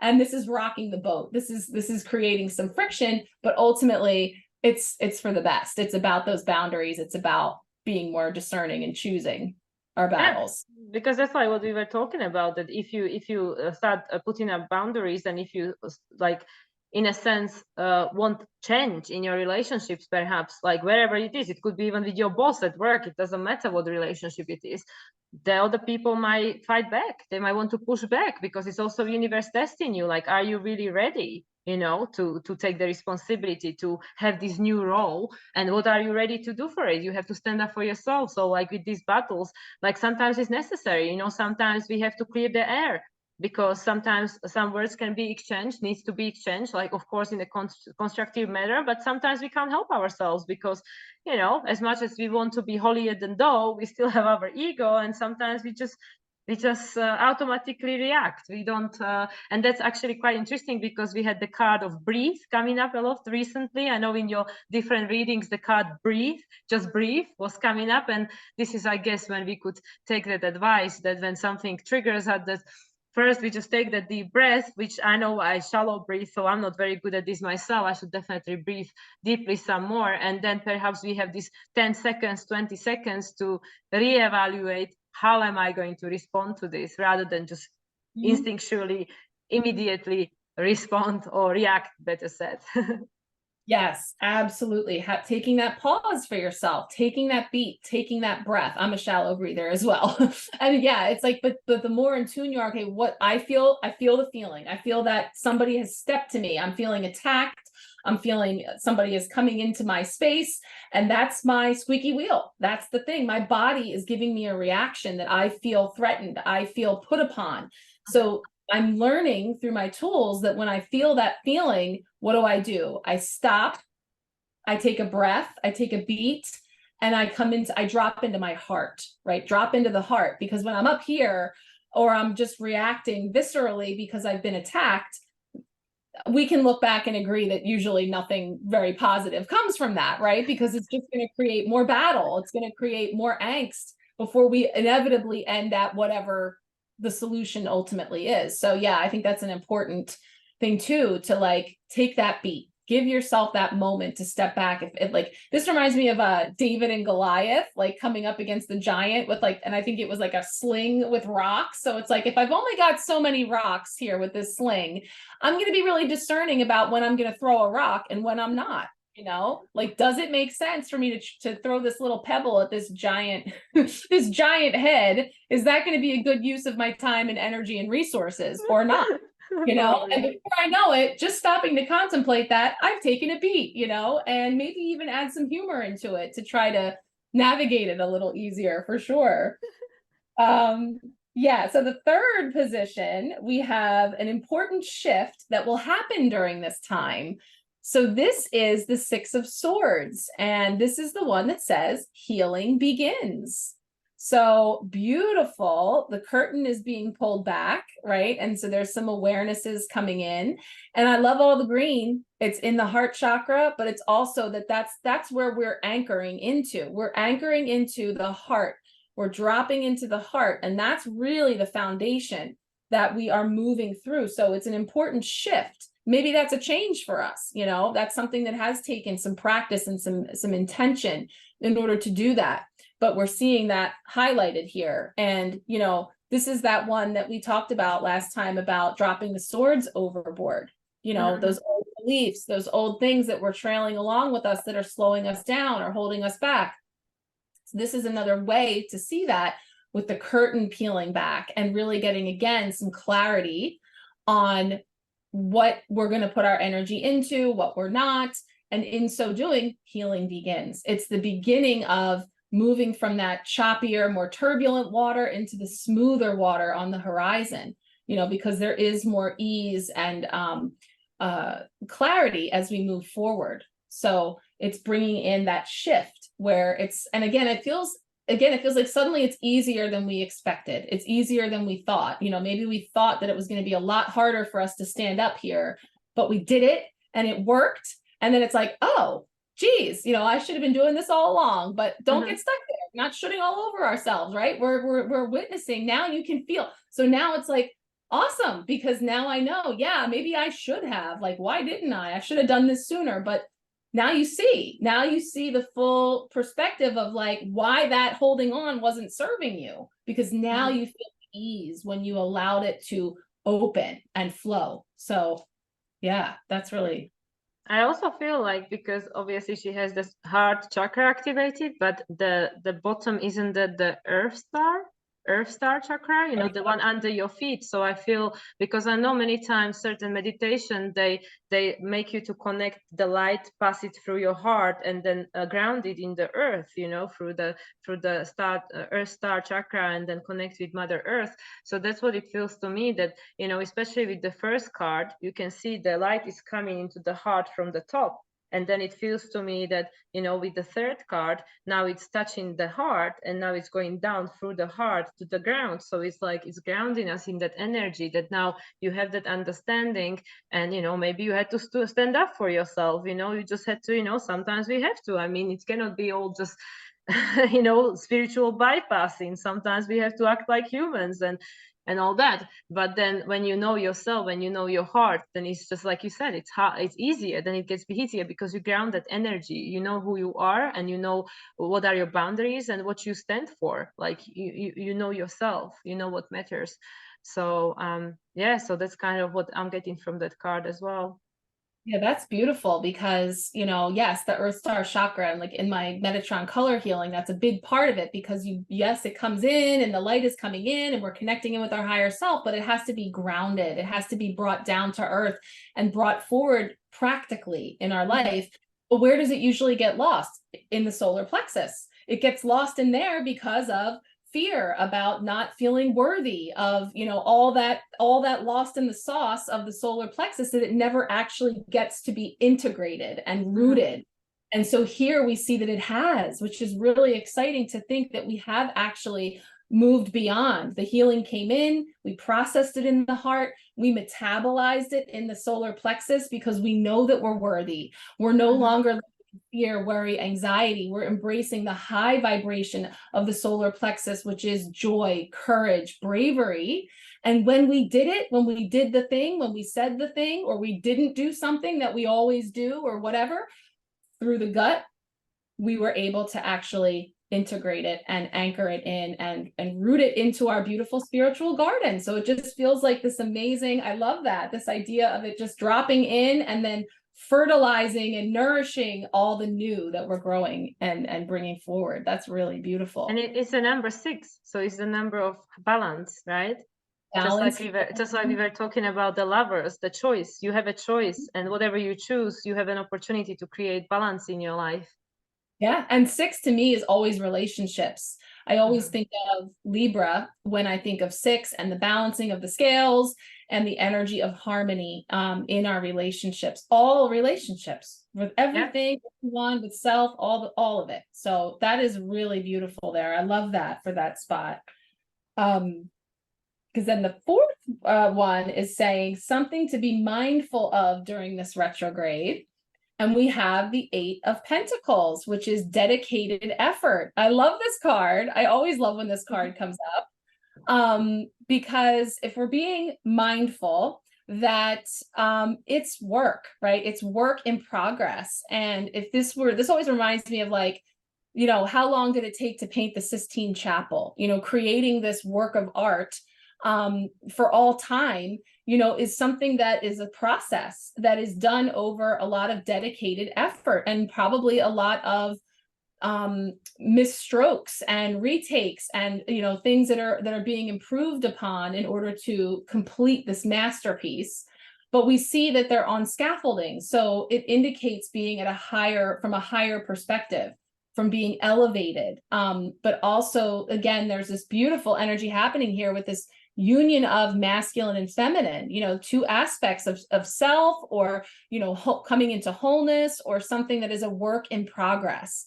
And recently, you know, seeing the wood of either the traditional 8 of Pentacles, which is like a bench, or here the scaffolding, is temporary. It's something that it's under construction, it's in progress, it's happening. Be mindful of that, you know, I am a work in progress, and this masterpiece is, you know, it is a work in progress. And it's something that these things that are coming back up for me to see, and all of this hard, dedicated effort, this work that I've been doing, I have been making progress, and I can see the progress. Sometimes I have to step back and look at it, because when I'm on top of it, I'm seeing every little stroke and every little you know, mistake and all of this. And when I step back and look at the big picture, then I can really see, wow, I have really been working hard. Like, this is really amazing that that I have created, you know, this so far, but it's still a work in progress. Yeah, and there are two things that come to me. It's like, for example, you know, like with this Pluto transit through the sign of Capricorn, like when we look back to 2008 and back to where we are now, how much we learned, how much we progressed. But really specifically to this card is definitely like all these cards are telling us a story of the, you know, of the relationship towards oneself and towards the other. And it is dedicated effort because every relationship needs continuous watering. You know, it's like, otherwise it will wither, otherwise it will die. It's like, even if you meet the love of your life, but eventually it will require work, it will require some effort, it will require this water, because if you don't water the flowers, if you don't water your gardens, for those with the green fingers, you know that the vegetable is going to die, or these plants are going to die. And that's what I feel this card is talking of our relationship, external relationship, but also our relationship to ourselves, because everything needs repair. Like even with the art, even with the Sixtine Chapel, my great grandfather, he used to be restorator, he used to fix old paintings in like churches and cathedrals and stuff like that. So everything over the time, it fades, it loses its the color, the, you know, the vitality and stuff. So it needs a little bit of TLC, and this is our relationship to ourselves and the other, our external relationship, whether it's to our friends, family, to your partner. And I that's what I like this card, because you have this divine union, you know, this conscious relationship, and it always takes effort. Like I'm sure even people who've been married and had long-term happy marriage, it wasn't easy, it did require some effort.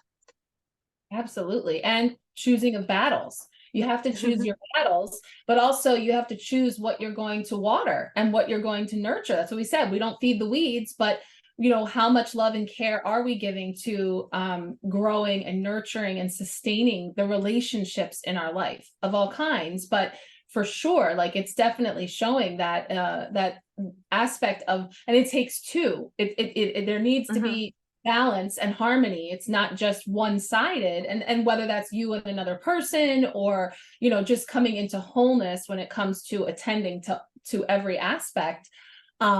Yeah, this opportunity to this was to be mindful of you know, the need for dedicated effort, but also recognizing that, you know, seeing the big picture of how far you've actually already come, how much has, because it can be very disheartening to feel like all I'm doing is all this work on myself and I'm not seeing any of the results. Like there's this opportunity for us to really glean some perspective by stepping back and seeing the big picture with and that. it absolutely takes two, because you know, we had the cards of 4s and now there is an 8. So 4 times 2, you know, the stability, but there's 2 to tango, right? And 8, obviously, it's multiple of 2s. So, you know, there is always 2 aspects to everything, you know, the polarity duality, and there is always 2 aspects in us, you know, the divine masculine and the divine feminine. Everybody has aspects of both. So absolutely. Yeah, it's just so interesting. Yeah, it really is. I know. And then we get one major arcana card at the end, and that is for how this retrograde can help me on my karmic path. Well, the death card. It is part of release. So it's the energy of 13 major arcana, where we see this shedding and releasing and letting go in order to create space and opening and stepping into the new, letting that light shower down. And I just love how it's showing it in this way of stripping away those layers, you know, and shedding those skins. And you know, yeah, on your karmic path, again, allowing for the transformation, allowing for and that brings me back to that clarity of belief, that butterfly energy, because that's transformation and change. And again, stepping into the light and allowing that to, you know, as we lighten that load and strip away those false layers, even, or like the dead layers. So it's like picking clean to the bone, you know, is what the death card represents for me. Like, you know, just shedding the skins of the soul. And you know, even as we look at this, we could even say, like, whether this is culminating into full moon or a cycle of release and letting go and forgiveness, you know, and just being able to, again, reconcile, release, and then we step into the new with this transformed version, you know, and learning from having experienced all of this.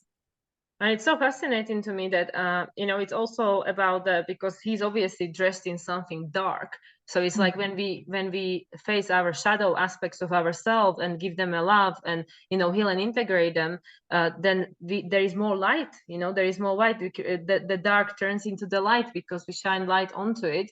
But also another thing, because you mentioned the full moon, the day Chiron stops retrograde is the full moon in Cancer, 27th of December. Yeah. Yeah, for some reason that felt like it feels like a full moon release for me with this death card, and it's so interesting that it is in Cancer. Like it's really like a coming full circle. Yeah, and it's the Chiron that is literally starting its retrograde tomorrow. It's going to end its retrograde. It's going to station direct the same day as it's the new moon in Cancer, full moon in Cancer, which we just had a new moon on Monday. And now when Chiron will end this retro, so we had Monday, we had the new moon in Cancer. On Sunday, we started the week with the new moon in Cancer. We ending the week with Chiron retrograde, and then they both will culminate on a December 27th when we'll have a full moon in Cancer and Chiron will station direct. So I believe that in these upcoming 6 months, we're going to learn a lot about our Chiron, about our wounding. Wow. Yeah, and that aligns with the end of the calendar year and all, again, with these karmic paths and, you know, ending of chapters and turning of pages. So much symbolism in that for sure. Yeah. Wow.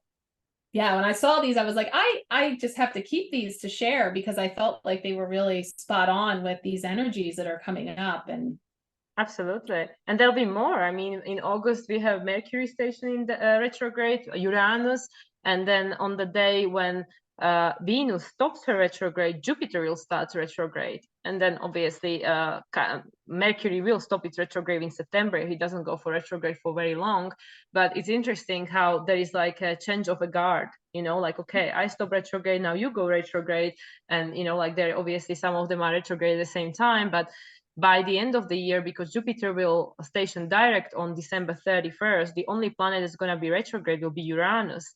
And Uranus will station direct once Pluto is back in Aquarius, because Uranus will be the ruler of Pluto during the Pluto in Aquarius time. So it's very interesting how it's just like, seriously, like looking at the astrology, it always blows my mind how these planets are just passing torch to each other and information and, like, you know, creating this perfect energy to create this evolutionary step that we need right now on our path. yeah, it's fascinating. It blows me away. It's so cool. I love to see, you know, the macro, the micro, and all the different layers. It's just so interesting. Yeah. Wow. And the cards. Yeah. The cards come in and give us that immediate glimpse into those energies. But it just, I love that we get to talk our stars and cards because it's so neat. We can see how the energy just builds and brings forward, and it's telling us a story. And again, how are we going to greet it? Because we're turning the page and we're writing our story, and we can choose to use different aspects of these details that are coming up to create. What are we going to create, right? And ultimately, it's to us. Whatever we want, because we are embodying our internal authority. Yeah, that's what we're all working towards expressing, right? And that's why I'm excited about this possibility. Yeah. Yeah, I feel that by the time Saturn will get into Aries in 2026, I think a lot of people will be in different position when it comes to their external and internal authority. Yeah, I agree. I think there's going to be a whole lot of like, I should really be freaking out right now, but I'm not, you know, like it just feels like this shift, and then we're there. Like it sounds so simple, but it really is just when things click and then it flows, you know. And it's not without the choppiness, it's not without the moving through it, but I do feel that there's this shift, and then we're there, and then it's like, hey, remember that time we talked about this, like 3 years ago. Yeah, you know how we hemmed and hawed and did all the things. And but it really is predominantly the mindset shift, you know, because when things click and shift in our mind, I can see it on my clients, and I know that you probably see it in yours, that when things click for them, You can just Yeah. see something clicks, something falls into place, and then suddenly a lot of new doors open and the mind expands, and it's just the perception of reality completely shifts. Again, Jupiter.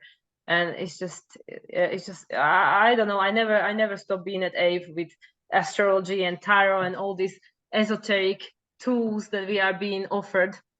Yeah. And even just the flow of like exchanging this energy, like I feel like what you just described brings us full circle to on another scale what we said about losing weight, about dropping and releasing things. Once one thing shifts, one thing clicks into place, and then everything comes into alignment. And it's just like an automated thing. It's just like, you know, we're ever endeavoring to glean these different perspectives. Like, what other angle can I come at this thing? That still doesn't feel right. That's still, I'm feeling that it's crunchy. It's, you know, and then so let me look at it from a different angle and this angle. And we're using these tools to help us so that it clicks. We're looking for the click, right? And once it does, it has that ripple effect where suddenly everything else just sort of can fall into place. Absolutely. Yeah. Okay, I think perhaps we pull a few more and we wrap it up. All right. Tonight. We did a know, do, and be last time. I just did a 3-card spread to wrap it up. What to know, to do, and to be. So why don't we just do that? Of course, I still have those 5 cards are out because they're in our spread, but everything else is in here along with the chakra cards. So what do we need to know as we step into this coming week of all the activities? That's the Hierophant. Hello. it's either Hierophant. Yeah, 5 energy come in with change, with freedom, expansion, but this is like a spiritual ascension energy of climbing those stairs of wisdom and guidance coming in. There's great teaching. I'll just pull all 3 and then we'll see what we come up with. To do, action. Ooh, refusing to see. That's 2 of Swords, choice point. And then be aware, just receive.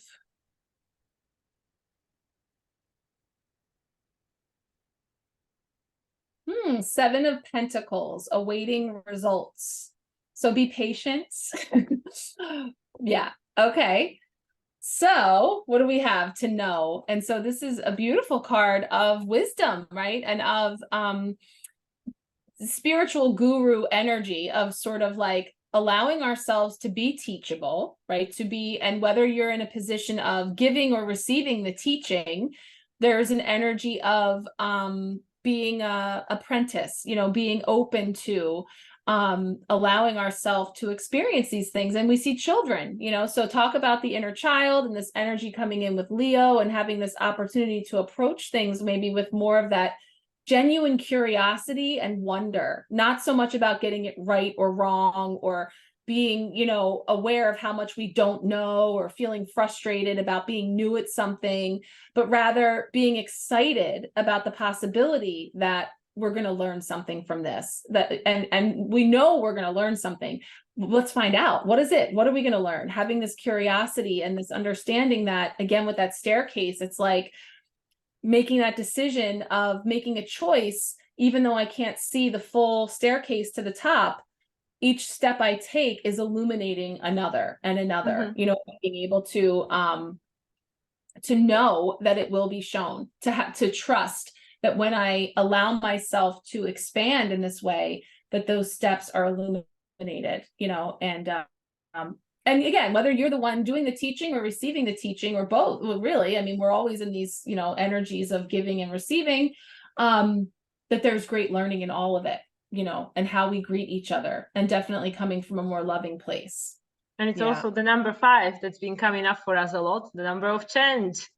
Yeah, the number of change, and also like expression, you know, and so how do you express yourself? That's one of the things I always say about this card, because she's teaching an audience of presumably children. There's a dog there. So there's this softness and gentleness of whether there is frustration in your dynamics with others. How do I communicate? How do I express myself? And how would I talk to children? How do I speak to an animal? You know, having more of that unconditional love and compassion in all of our interactions, and see where that takes us, right? We talked about the visceral reacting, knee-jerk reaction, going into ego, or raising it up and coming from a place, with a little bit more of that love and compassion, connecting in with that heart chakra. Yeah, to know that. So to do, we have the Two of Swords, right? Refusing to see.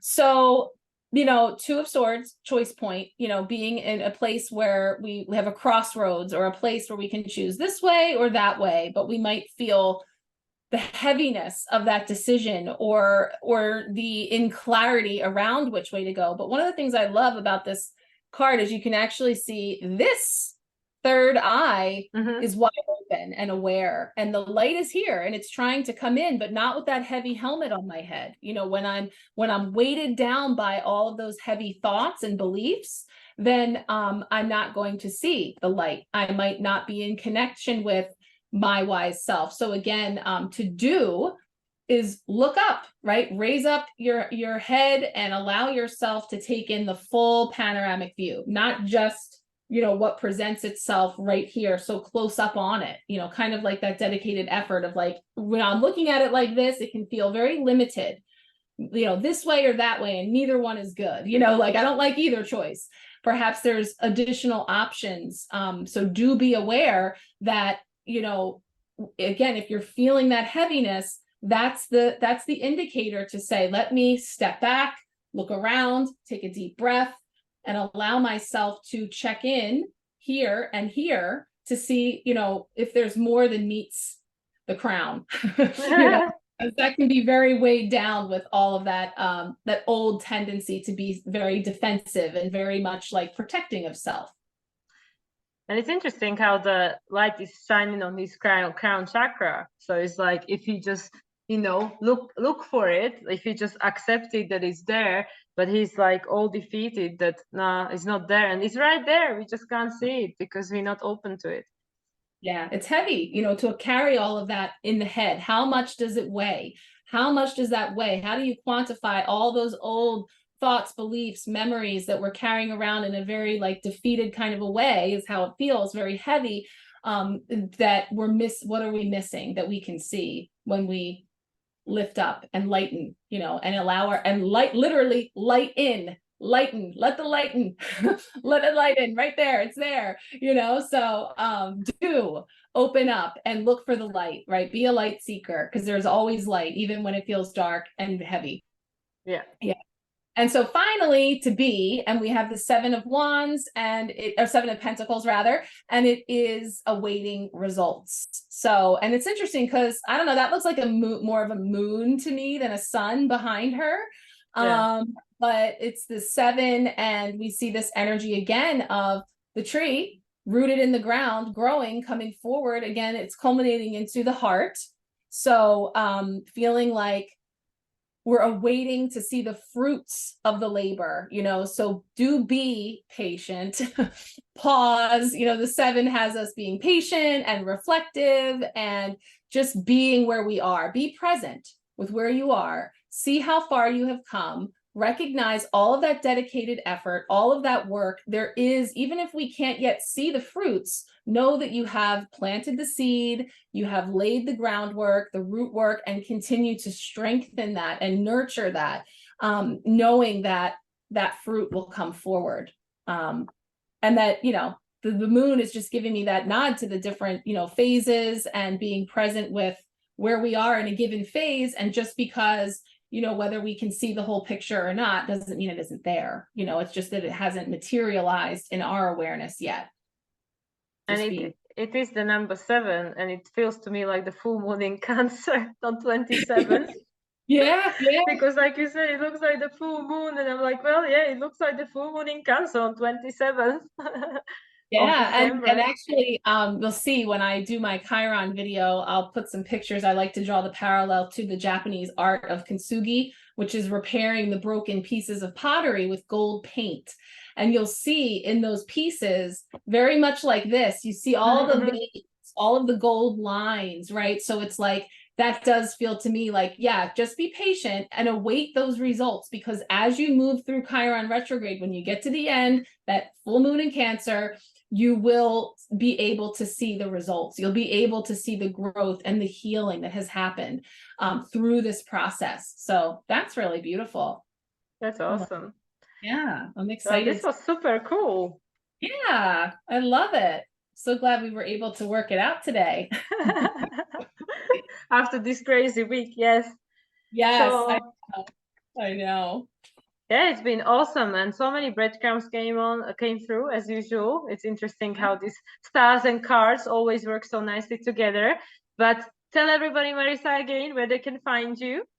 Growintheflow.site is my website, but I'm on all the social media places and on YouTube, which we'll have tagged here, of course, is where I'm going to be offering the Chiron retrograde video with a collective spread. And I'm also going to have an offering for a personal Chiron retrograde reading, and also coming up on my birthday month and the 3-year anniversary of Grow in the Flow. So if you find me there on YouTube, Instagram, Facebook, you will see that I have some things coming up in the way of giveaways and offers to celebrate the month ahead.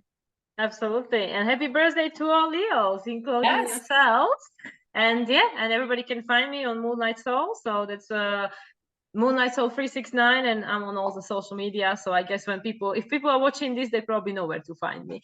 But anyway, thank you so much again for hopping on Zoom and chatting with me. It was awesome as always, and I look forward to our next endeavor, whatever we choose to discuss next time. Yes, thank you. Had a great time. Thank you. Bye, everyone.